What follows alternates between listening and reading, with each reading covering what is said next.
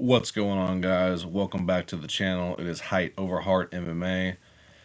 This week we have UFC Fight Night Bonfim versus Brown, and taking place in the UFC Apex.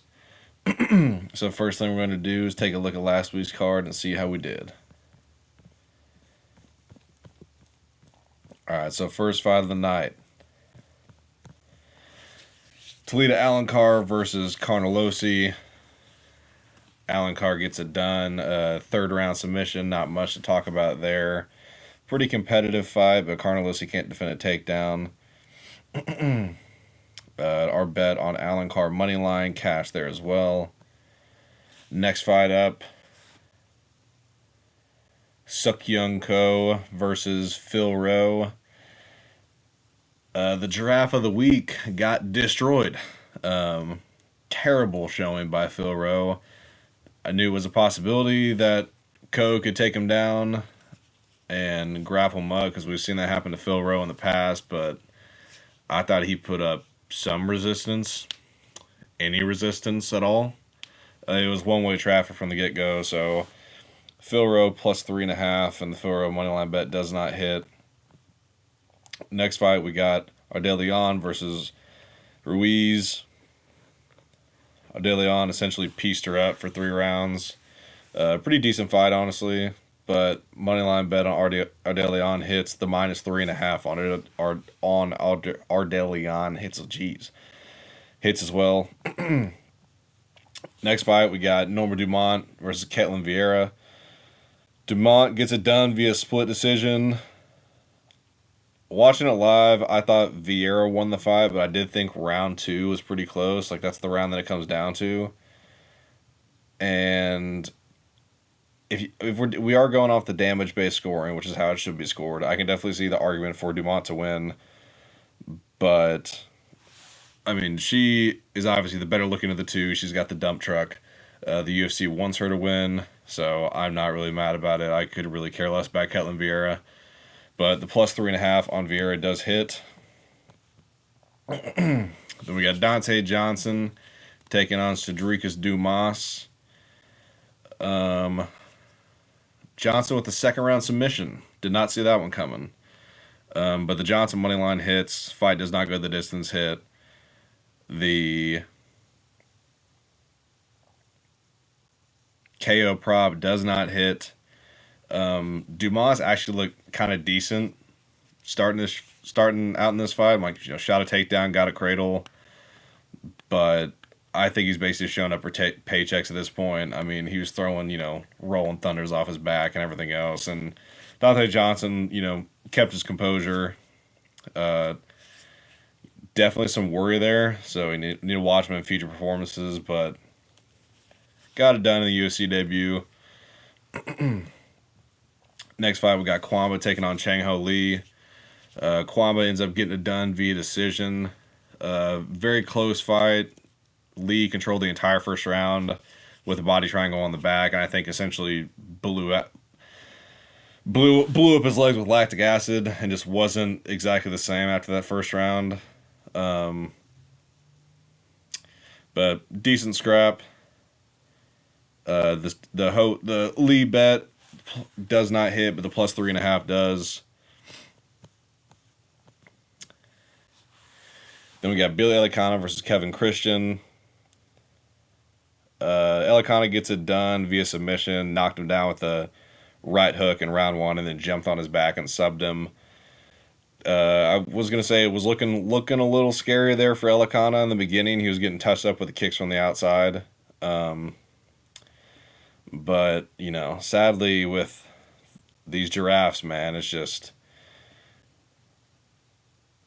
that tall man defense of just leaning back and then the slender frame. It's just not a good mix. And then just to add insult to injury, I'm like, Christian was in the rear naked choke, and his arms were so long that it was like trapped under Elikana's leg, so he was like tapping the ground, and the ref was on the other side and didn't see it.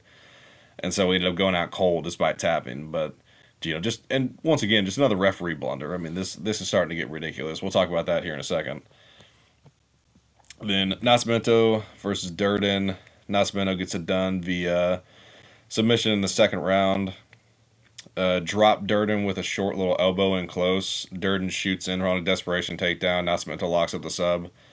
So the Nascimento money line hits as well as Nascimento -3.5. Also the last fight, the Elicana money line bet and the Elicana -3.5 hits as well. But in this Nascimento Durden fight, Durden did look pretty good early. Nascimento's striking defense is terrible. If he ever goes against a good striker that can defend some takedowns, definitely gonna have to fade him. But Durden he's getting up there in age, took the fight on short notice. He's chinny, and ultimately that's what led to downfall. Next fight, we got Radke versus Frunza. We went with Radke money line here, and the fight does not go to distance. It's kind of close on that one. Radke ended up getting the submission in the third round with under a minute. But Radke looked good. Was very hesitant in the striking, which I didn't like to see, but had the smart game plan. Just wrestled and had a choke locked in round one, and somehow Frunza got out of it. I mean, respect to the guy. But Radke basically took him down and controlled him all 3 rounds, was landing good elbows on top and damage, and then ended up locking up the rear naked choke. This fight. Bulgarian versus Doval. So I'm sure as many of you know by this point, that roughly 30 minutes before this fight, the odds went from like minus, 270 Bulgarian to like minus 140 in a matter of like 30 minutes.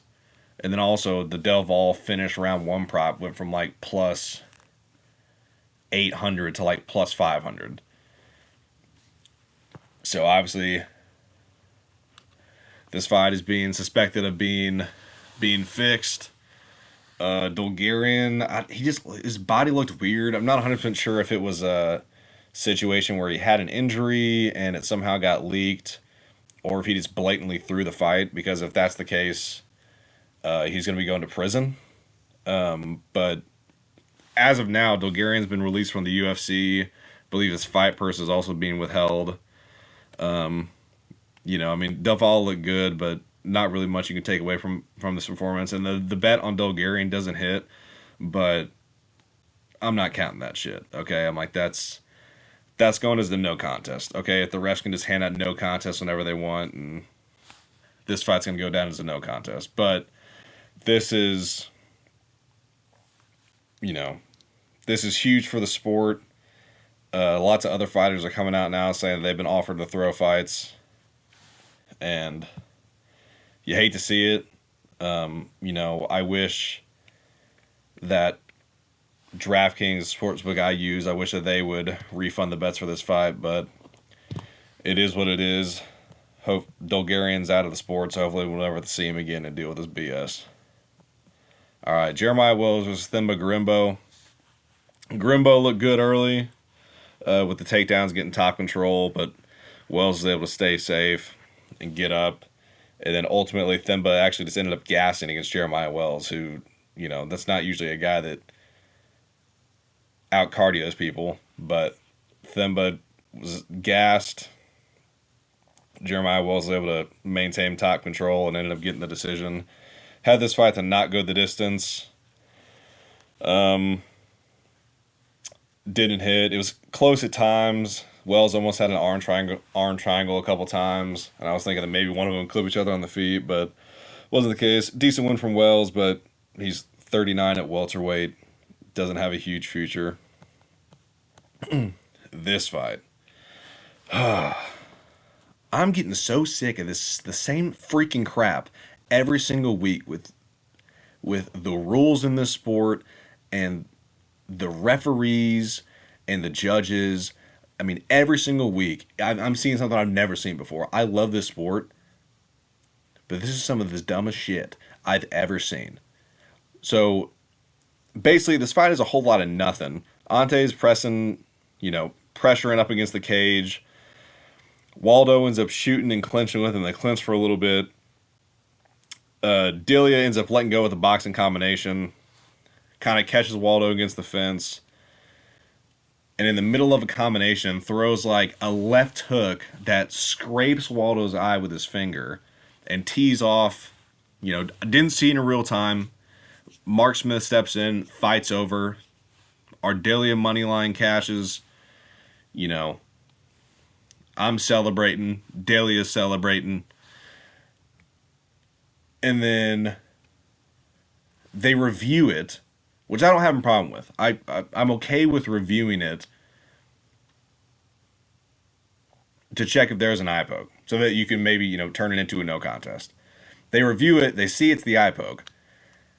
There's no timer going, and Mark Smith says apparently that the fight is not off. So even though he stepped in and said stop, stop, stop, didn't wave his hands, and so Waldo's getting checked out by the docs. There's tons of people in the cage. Dilly is celebrating.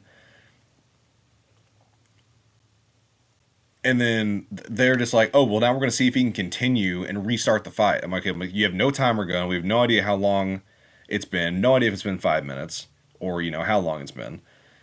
And then the UFC does this BS where they bring in Mark Ratner, who's like the head of the Nevada State Athletic Commission, to speak about these rules. And it's the same thing that the NFL does when they bring in like the retired referees to discuss a call. This dude, Mark Ratner, has no idea what the fuck he is talking about. It was like this a week or two ago when there's a similar situation where like the fight. Oh, I think it was the Matt Frevola Kyle Nelson fight, to where the ref Mergliata, dumbass, stops the fight with 3 seconds left in the first round. There's still 3 seconds on the clock. But the fight is not over. So then I think they brought in Mark Ratner to say, well, because he didn't, even though he stopped the fight, it wasn't officially over, so it gets to continue. Basically, he gives no explanation. He just says what happened. Same thing in this one. He just says, well, there was an eye poke. We're going to see if he can continue. So literally, fight resumes. They both throw a jab. Waldo kind of steps off the center line and throws a huge overhand, clips Delia out cold. Waldo gets it done by KO. And I just don't get it. I mean, so the Delia bet that we had that should have cashed ends up losing. And I'm like, it's just, you cannot do this stop-start of the fights. And I'm like, there's these whether it's referees or, I'm like, there's blunders every single week. And it's always something new. I mean, like, they stopped the fight, brought everybody in. We're like, well, let's look at the replay, see if we can see. And then they started it again, and then he gets slept. Also, this makes Tom Aspinall look absolutely horrible. I don't think Aspinall was a quitter. I think it was a legit eye poke. I think he did the right thing, but this makes him look terrible. And then Waldo called him out afterward. Waldo's he's a well-rounded fighter, decent fighter. I don't think he has a ton of knockout power. I just think he's 30 pounds heavier than Delia. That's why he knocked him out.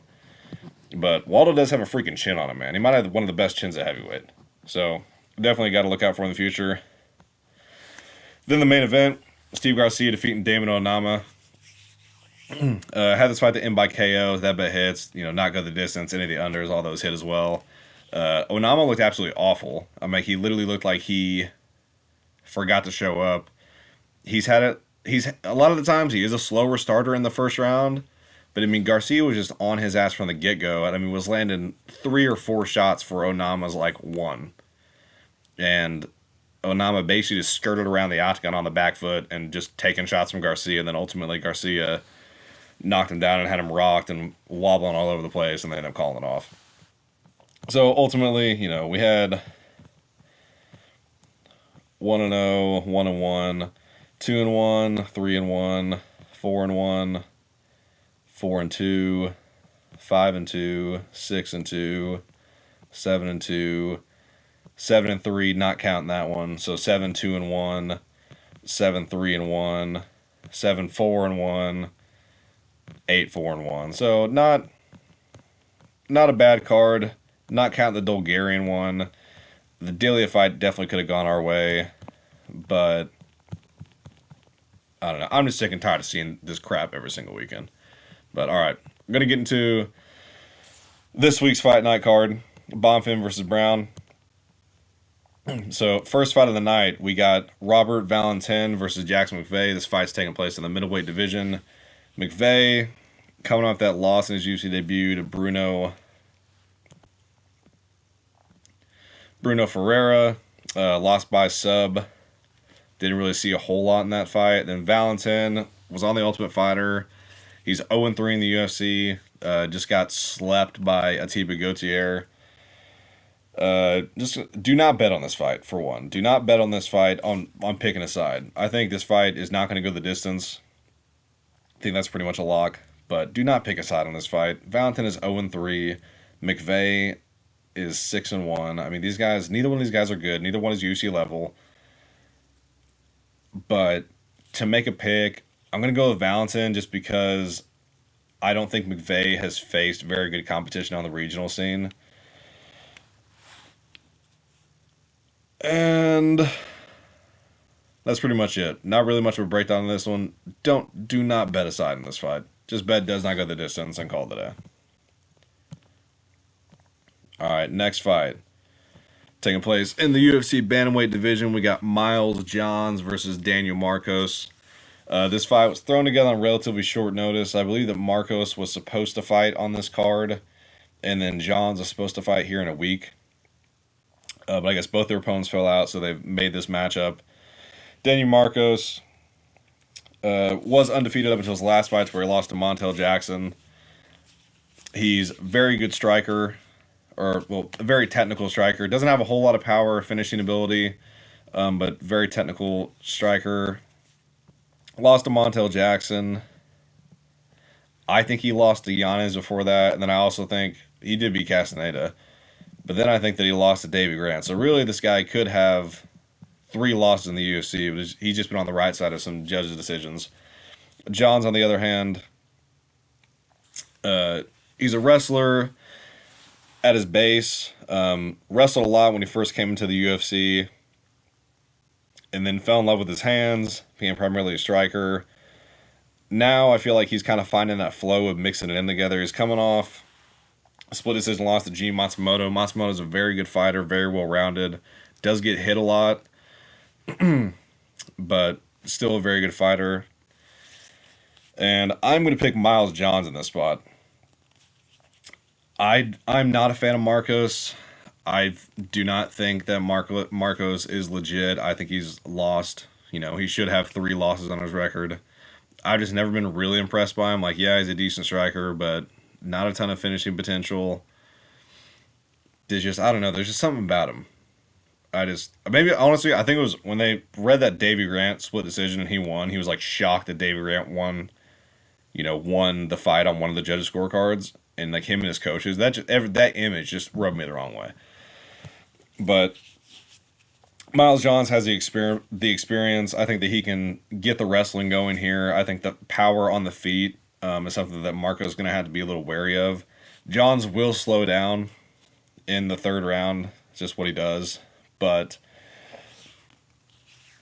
I think Johns will get it done. I like the Johns plus 3.5 here a lot.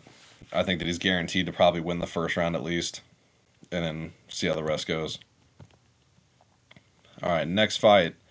We have Tisha Pennington versus Denise Gomes taking place in the UFC strawweight division. Denise Gomes won her last 3 fights in a row. Also important to note, she is a man. So that's going to give her a big advantage when you're fighting women. But she's a pretty well-rounded fighter. She's a good striker. She has good takedown defense.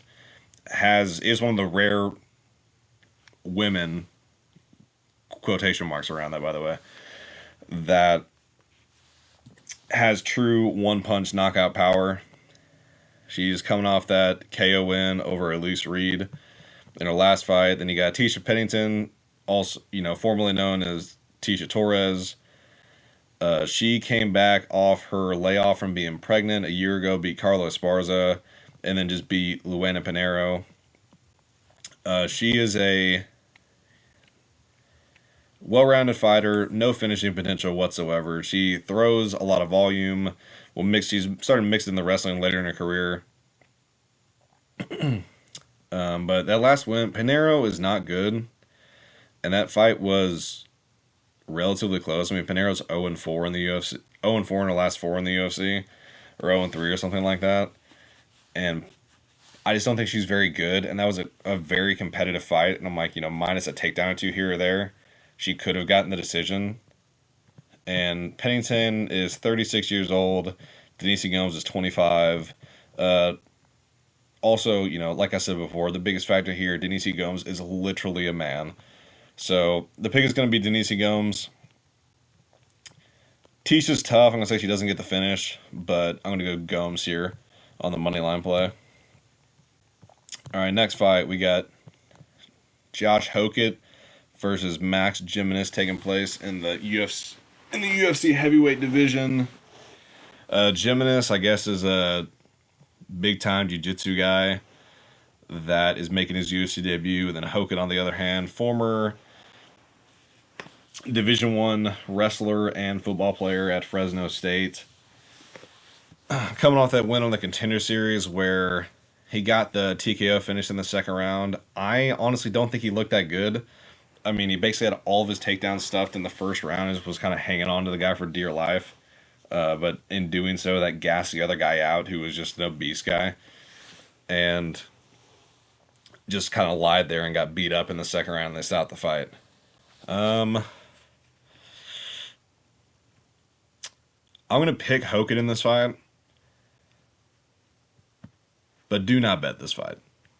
This Hokit's like minus 400. I mean, that is stupid. I mean, he's got 6 professional fights.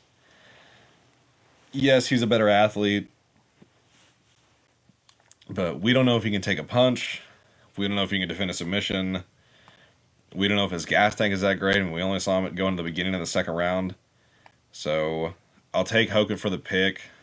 I'm just going to stay away from this one altogether. Next fight, we have Myra Bueno Silva versus Jacqueline Cavalcanti, taking place in the bantamweight division. Cavalcanti is 9-1, coming off that win over Julia Avila in her last fight, who was not good. Before that, Nora Quinonez, decent win. Josiane Nunez, not that great of a win. Farron is terrible, and Croden, awful. But she's undefeated in the UFC. She's a pretty big girl for bantamweight. She's a very good striker and can defend takedowns pretty well. She's the ultimate point fighter from range. She will skirt around the outside of the octagon for the entirety of the fight and just pick you apart. She's like the female Israel Adesanya, except without the dog fetish that we know of. Bueno Silva on the other side, 3 losses in a row. She lost the championship fight, then got Dr. Scott stoppage by Chasson. Then she moved down to flyweight, lost to Jazz DeVicious, so now she's coming back up, and very good jiu-jitsu. She does have some decent power in her hands when she throws, but she's very plotty, very just walk forward into stuff, and I just think that Cavalcanti's movement is going to be too much. If Bueno Silva can somehow get her to the ground, by catching a kick or something, I could see her winning rounds or maybe, getting a sub finish, but Bueno Silva's gas tank is also not very good. And coming off 3 losses in a row, I mean, you got to wonder where her confidence is at. Whereas Cavalcanti on the other side, undefeated in the UFC, only has 1 loss. And I think she's riding high. I think she gets it done here by decision. So I like the over 2.5 in this fight. I like Cavalcanti, but I think the odds are a little bit wide for this fight. But yeah, I'm not going to bet a side in this fight. I do like the over 2.5, but it's a women's fight. Anything can happen. All right, next fight we got. No. Never mind. We lost a banger. Adrian Yanez versus Christian Quinonez is no longer on the card. Damn. Well, hopefully they can find Yanez some can off the regional saying that he can just knock out in the first round to get him back on track. But yeah, no breakdown for that one, I guess. All right, next fight. This is a sleeper. Going to be a very good fight though. We got Amil taking on Jamal Emmers in the featherweight division. Amil has a cinder block head, coming off that first career loss to Jose Delgado, where he got a knee from hell that put him out. But Delgado's a very well-rounded guy. Has really good cardio, very durable, except for that last fight.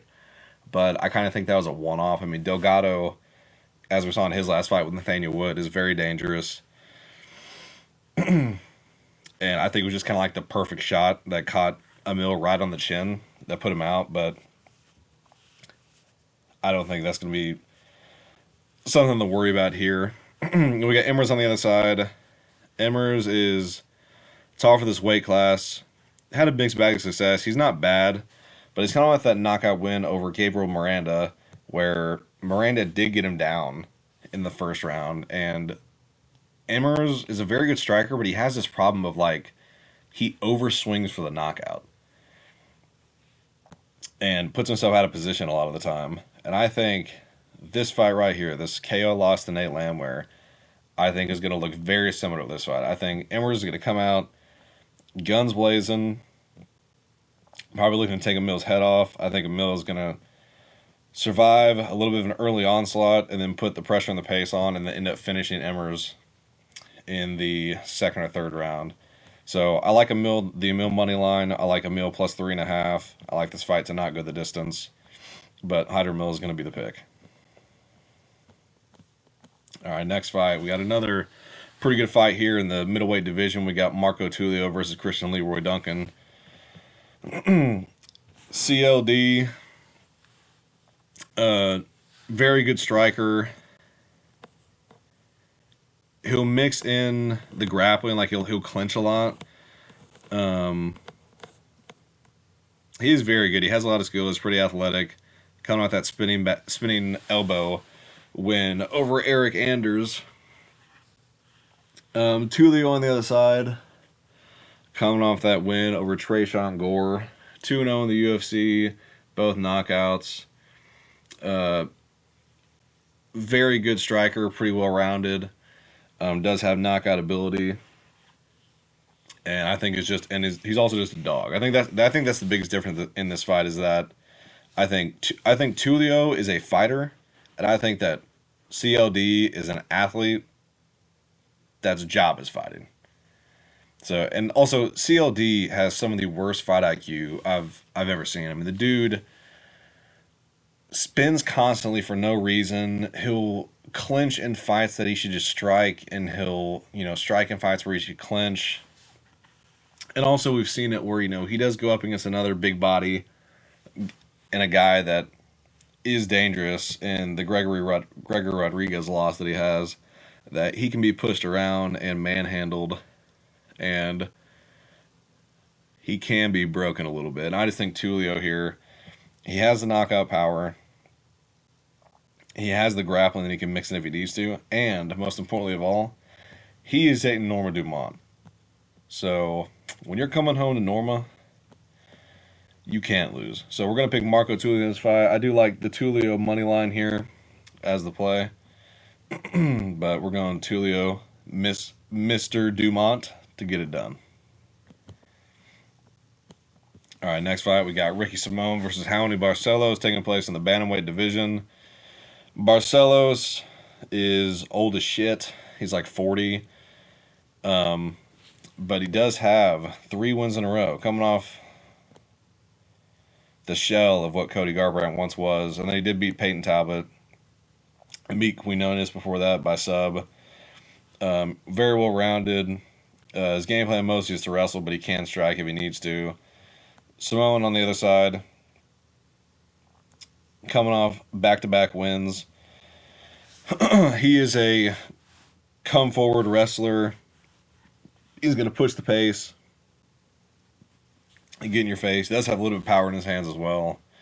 And I just think that Simone is basically a younger version of Barcelos at this point.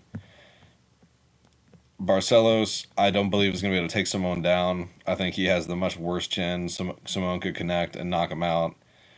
And I think Simone has a better gas tank. So we're going to go Simone on the money line here. Get it done on the judges' scorecards. Next fight, we got Chris Taco Padilla taking on Ismail Bonfim in the lightweight division. Taco Padilla, very well-rounded fighter. He's coming off, I believe, 3 wins in a row in the UFC. Yeah, won all 3 of his UFC wins. I believe that he's been an underdog in every single one of those spots. He's a good striker, good grappler. Most of his finishing potential is on the ground. Bonfim on the other side, mainly a boxer. Does have power in his hands. We have seen his grappling exposed, and then we also saw him lose via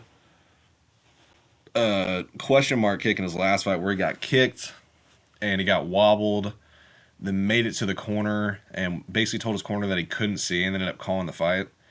But that shows, there is quit in the guy, and I know that Chris Taco Padilla is not going to quit unless you shut his lights off, which Bonfim could potentially do. I don't see that happening here. I'm going to pick Padilla to get it done. I do like the Padilla plus 3.5 as a bet. All right, next fight, we got Muslim Salikhov versus Uros Medic, taking place in the welterweight division. Medic is a kickboxer coming off a couple of knockout victories in a row, but we have also seen him dropped and or knocked out in both of those fights. Salikhov, on the other hand, he's got 3 wins in a row. He's got that spinning wheel kick over Quinonez Song, and then he has the right hook knockout over Carlos Yao as a big underdog. I believe he's like plus 400 in that spot. But also is 41 years old. Medic is the much younger fighter here, but Medic is a glass cannon. I think that if Salikhov hits him with anything, he's probably going to go out. I mean, same thing could be said for Medic to Salikhov as well, but I'm going to choose Salikhov by KO in this fight. I would not play aside. Neither of these guys is trustworthy. But I do like this fight to not go the distance, and I do like this fight to end by KO. All right, co-main event. Taking place in a flyweight division. How the hell is this a co-main event? I mean, you could have had Marco Tulio versus CLD here. Salikhov, Medic is going to be probably a quick fight. That could have been here. I'm like, there were really no other options. But we got Joseph Morales, pretty well rounded fighter, coming off that win in the Ultimate Fighter finale, where he got the submission. He's mainly a grappler, can strike, like I said, very well rounded. That's how we got Matt Schnell, pretty well rounded, extremely low durability. The dude, he lost 3 fights in a row, retired, and then came back and fought in New Orleans, I believe, which is where he's from, and got the win. And I was thinking, oh, for sure he's going to hang it up. But here he is.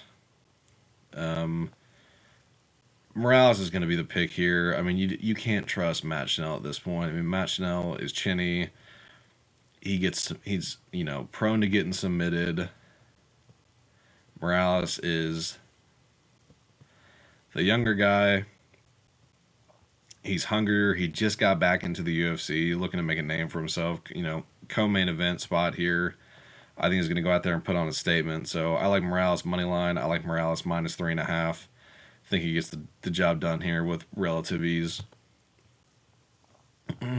Then we got the main event of the evening, Bonfim versus Randy Rude Boy Brown. Randy Brown is finally getting his shot to make the rankings, coming off that knockout win over Nicholas Dolly. I was actually there live for that fight, and that was insane. He did get dropped in the first round of this fight, in the first round of that fight, and Dalby is not known for his punching power. I say that, but then he did finish Bonfim, but that was more due to exhaustion. But Randy Brown, extremely good boxer. He's very tall for this division. He's 6'3", and so got a really good jab. Has a lot of decisions, but he can get knockouts in there off his counter punching. Has pretty solid takedown defense. His durability at times can fail him. Like, I mean, he got dropped by Dalby. I thought he won the Bryan Battle decision.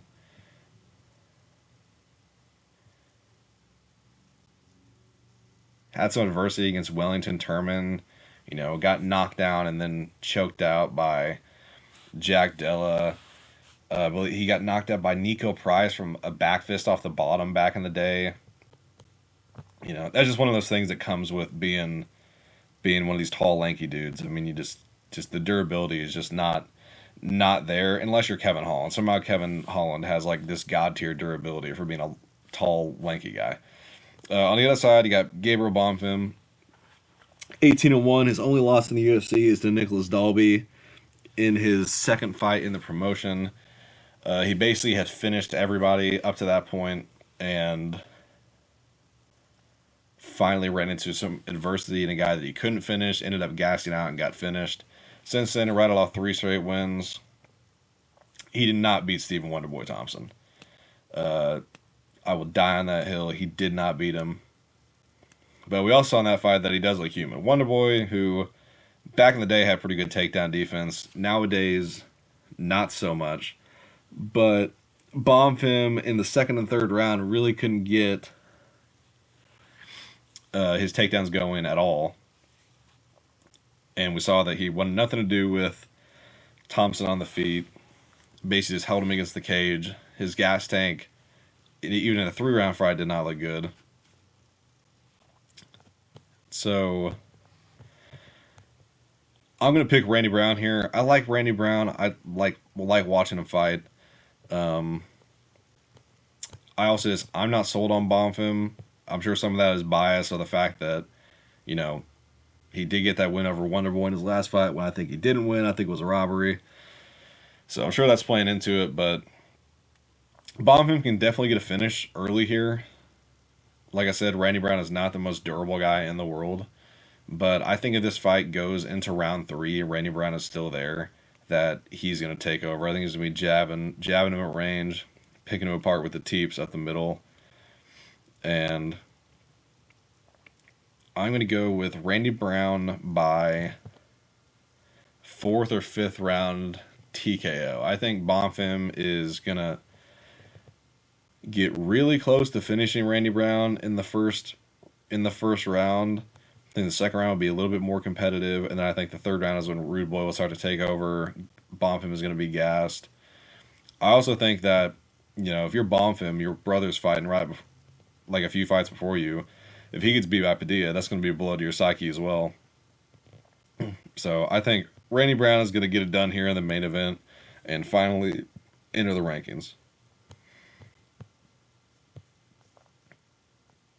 Oh, also, Randy Brown is going to be our giraffe of the week. Not a lot of tall guys on this card. Randy Brown is really the only tall guy favorite that I like. So he is going to be our giraffe of the week. Hopefully he puts up much more of a fight than Phil Rowe did last week.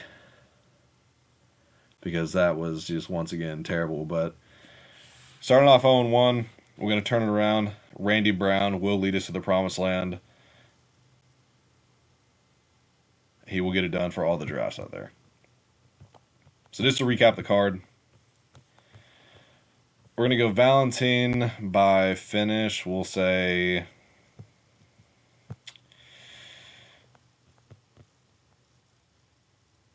submission in the second round. Johns by decision. Gomes by decision. Uh, Hokit by decision. Cavalcanti by decision. Amil KO round 2. Tulio by decision. Simone by decision. Padilla by decision. Salikhov round 1 knockout. Morales by submission in the second round. And then Randy Brown by fourth round TKO.